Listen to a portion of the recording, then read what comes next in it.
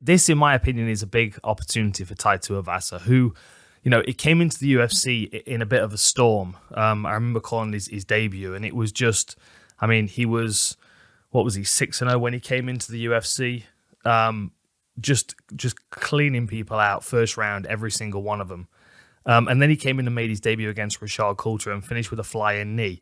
And when you think, someone weighing in at over 260 pounds goes flying through the air, but it was the way he set it up as well. He was clearly a very intelligent striker, and I think he was only 22 or 23 when he made his debut. He was kind of accelerated a little bit too quickly. He went Rashad Coulter, Cyril Asker, Andrei Arlovski. So we went from 8 first-round finishes to a 3-round unanimous decision win over Andrei Arlovski, which of course was a massive win for him. But then he fought JDS, who was ranked, I think, 4th or 5th at the time. It was a massive ask, and he just wasn't quite ready for it. There were clear gaps in his game. And then I think he took a knock in confidence. I don't know whether there were changes in his camp or what, but he went on a 3-fight losing streak then. He lost to Ivanov in his next fight by decision, and then he got arm triangle by Spivak, which it kind of further highlighted the hole in his game, which was his inability to get up off the floor if he got stuck. Junior Dos Santos is the only TKO on his record, but it was only it was only a TKO because he couldn't get out of mount. He wasn't hurt, he was annoyed, he was tired, yes, of course, but he was striking back from mount bottom. It was not like, you just never want to see that, because that means that someone's literally got no idea how to get out of that position. Like, if they're hoping for a knockout from their back, it's, maybe if you got that kind of power perhaps, but still, it just wasn't it wasn't a good look for him. And I think it exposed a hole in his game, which we then saw Sergey Spivak really make the most of with that arm triangle submission. So things weren't going so well. He picked up 3 losses in a row, but he has since turned it around with 4 fights in a row wins, for 3 first-round finishes and an early second-round finish. And now I know he's changed his camp. I know he went out to AKA for a while. Cormier said he was working a lot of clinch work there. I would imagine that's to kind of bolster his confidence and his takedown defense. He has gotten much better at scrambling back to his feet as well. That has to be said. But still, there is that question. Derrick Lewis is a very, very quick individual. He's very fast off the mark. One thing you don't want is Derrick Lewis chasing you down, feeling confident that he's got you hurt. If you can attack his legs, we've seen his legs be attacked in lots of fights. Cyril Gane really, really weakened him with a leg attack. If Tai Tuivasa can start breaking down his lead leg, that's really going to start to nullify Derrick Lewis. It's going to make him far more laboured in his movement as well, which will make him more tired. In this fight against Coulter, what you'll see is he lands a lovely low kick that chops the lead leg, and Coulter partially blocks it. He lifts his leg up to check it, but just the sheer power on it, it knocks him off balance. And as he goes down, he's a little bit dazed. His legs hurt because he's taken, it wasn't even that many, to be honest, maybe 4 or 5 good kicks on that leg. But this is the best bit about it. As he's scrambling back to his feet, he just looks over his shoulder. Look, he just looks where Tai Tuivasa's coming from. And of course, he's not able to predict this next part. Tuivasa springs into the air, and his knee goes straight into his chin. What a beautiful knee that was. And he literally just flattens him out. He is done. Like, you've got to think the positions that we've seen Derrick Lewis in. There it is again. The positions that we've seen Derrick Lewis in when he's been hurt to the body, when he's crouched, when he's tired. Like, you've got to think a Tai Tuivasa that's reading that opportunity might be flying in with one of these knees. Derrick Lewis is dangerous with knees and with high kicks, but that is a good way of making him expend energy, is to make him throw these things. Tai Tuivasa's far more calculated with it. Really nice. And then against Augusto Sakai, what we saw is, really what Tai Tuivasa does best. If the fight goes perfectly to his plan, this is ideal. First round knockout where he walks him down against the fence and throws a combination of punches where a knockout punch gets through the guard.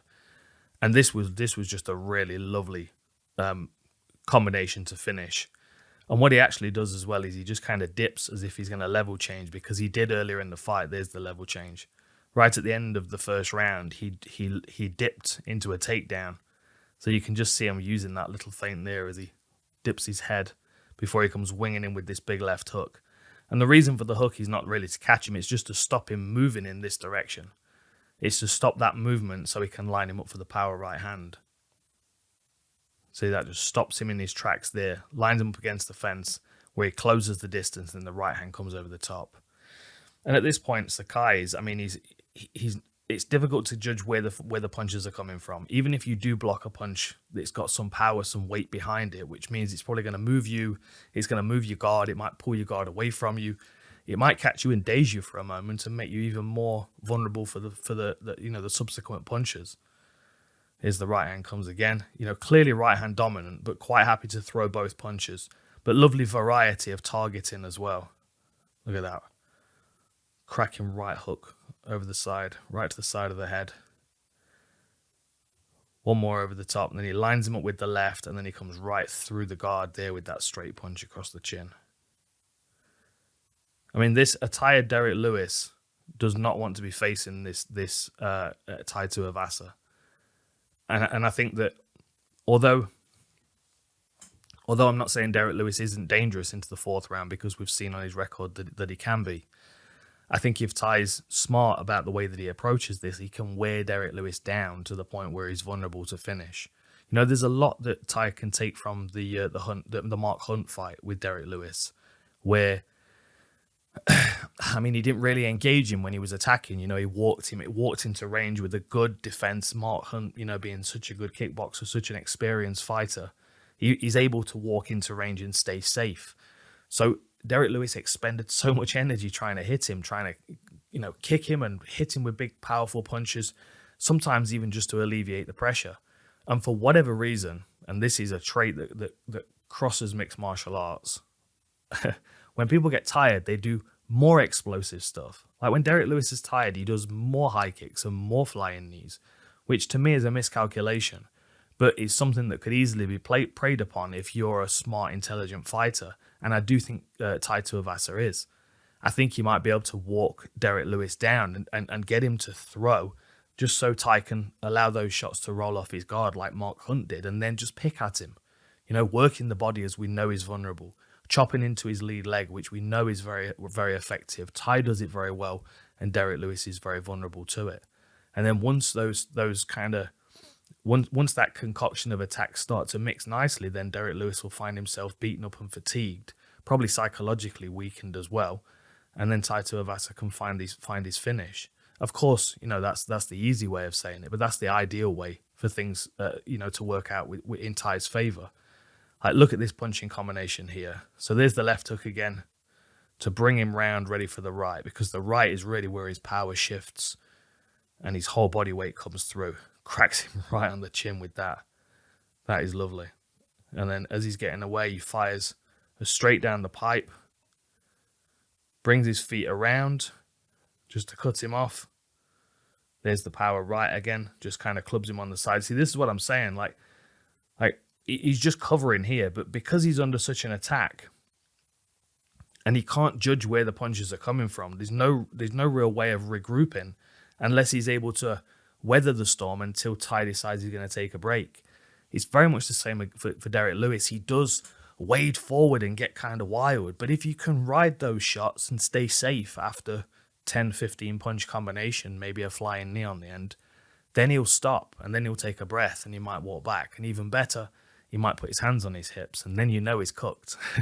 And this is the point where Tai needs to get him to. He needs to be smart.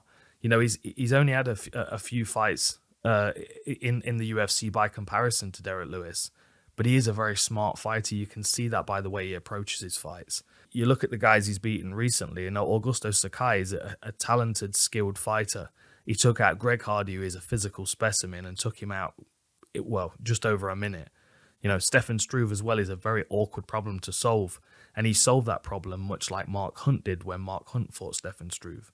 There are similarities in his game, and he could very much learn a lot from the Mark Hunt fight against Derrick Lewis, because it was the perfect way to fight Derrick Lewis, really. I mean, he is just such a naturally powerful individual, naturally very explosive, but he's also got a very sharp mind when it comes to striking. He doesn't find himself particularly reckless in the pocket. I know it looks kind of wild, but because it's because he's generating so much power. It does take a lot to control that power, especially if he's not landing ideally. You can see how focused, how tuned in his eyes are when he's in that finishing flurry, when he's trying to solve the problem of where's the finishing shot. He's very, very switched on. I would say there's something a bit more reckless about Derrick Lewis's approach. That doesn't make him any less dangerous because it's less easy to predict where he's going to come from. There's more of a logical path to Tai Tuivasa's combinations, but I don't know if Derrick Lewis has got the boxing fundamentals to be able to predict those things.